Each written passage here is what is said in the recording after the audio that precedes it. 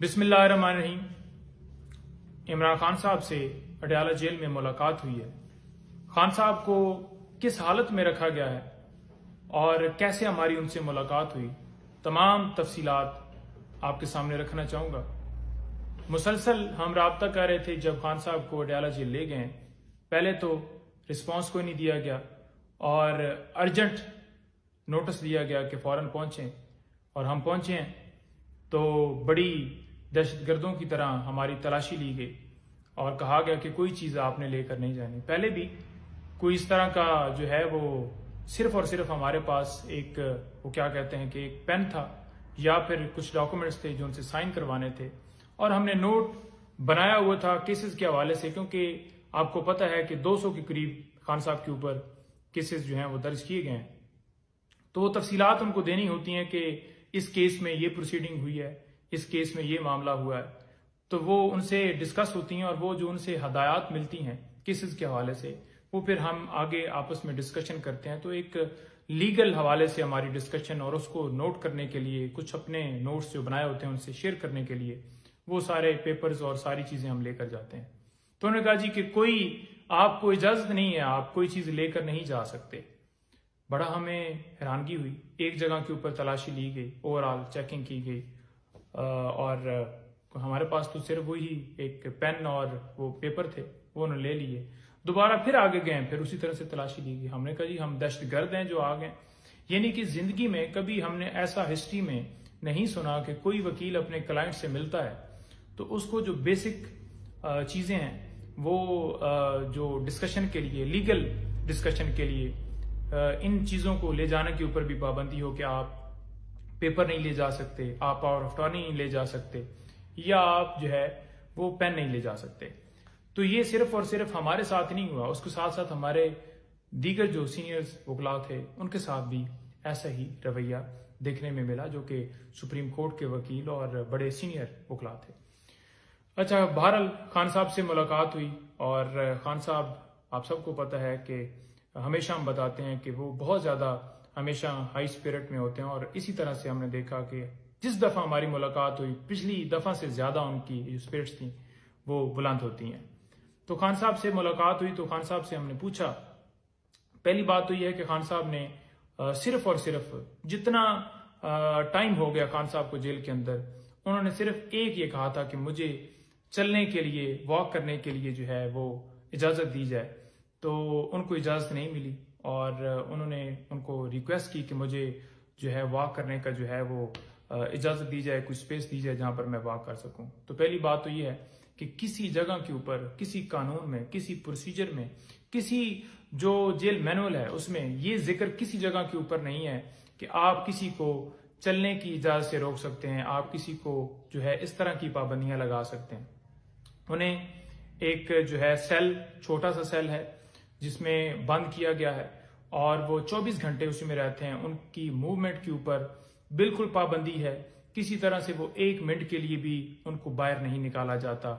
हमेशा आपने ये भी देखा कि इसी जेल में नवाज शरीफ रहा और उसको क्या क्या सहूलतें मिली और क्या क्या उसको जो है फैसिलिटीज, लॉन मिले, और वो चलता था और फिरता था और एसी और पत्नी क्या क्या। खान साहब ने कोई डिमांड नहीं की।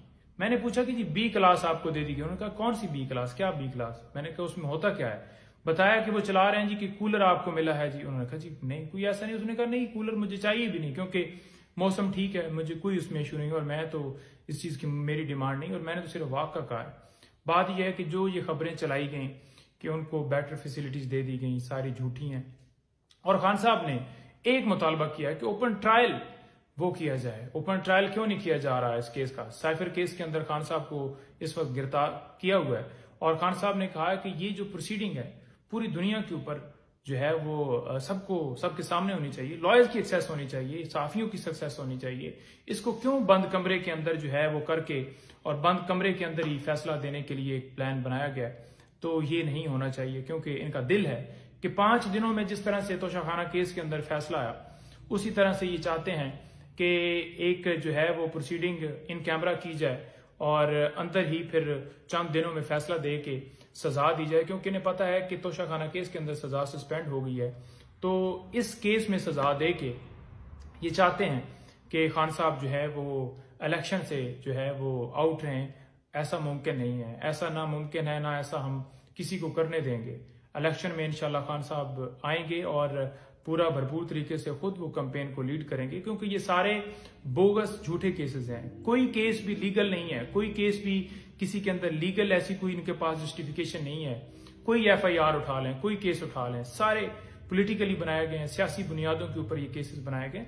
सुप्रीम कोर्ट के चीफ जस्टिस साहब से हम इस्तदा करते हैं कि इसके ऊपर इंटरवीन करें, ओपन ट्रायल होना चाहिए, उनको जो बुनियादी जो उनका हक है वो मिलना चाहिए, जो उनको फैसिलिटीज हैं जो कानून के मुताबिक अलाउ हैं, बेशक वो क्लेम नहीं कर रहे सिर्फ वाक के अलावा, तो वो सारी चीजें मिलनी चाहिए।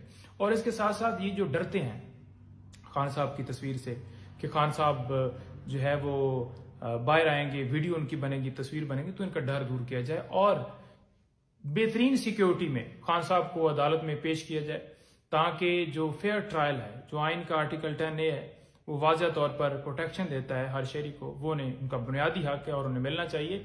दूसरी चीज मैं आपको गुजारिश करता जाऊं कि खान साहब बड़ा ही ज्यादा खराज तहसीन पेश कर रहे हैं उन लोगों को जो इस वक्त डट के खड़े हैं, जो इन हालात में जिनको घरों के ऊपर रेड किए गए, जिनके जो खवातीन बच्चों और उन पर तशद्दुद किया गया और जिनके रिश्तेदारों को उठाया गया, कारोबार बंद किए गए, जो इस वक्त जेलों में पड़े हैं, हर एक बंदे को खान साहब ने खराज तहसीन पेश किया है। और खान साहब जो है वो उनका स्पिरिट बहुत बुलंद है और उन्होंने कहा कि ये जो आज़ादी है किसी को प्लेट में नहीं मिलती, इसके लिए डेफिनेटली कुर्बानियां देनी पड़ती हैं और आपने डट के रहना है। आपका कप्तान कभी आपका जो सर है वो शर्म से झुकने नहीं देगा।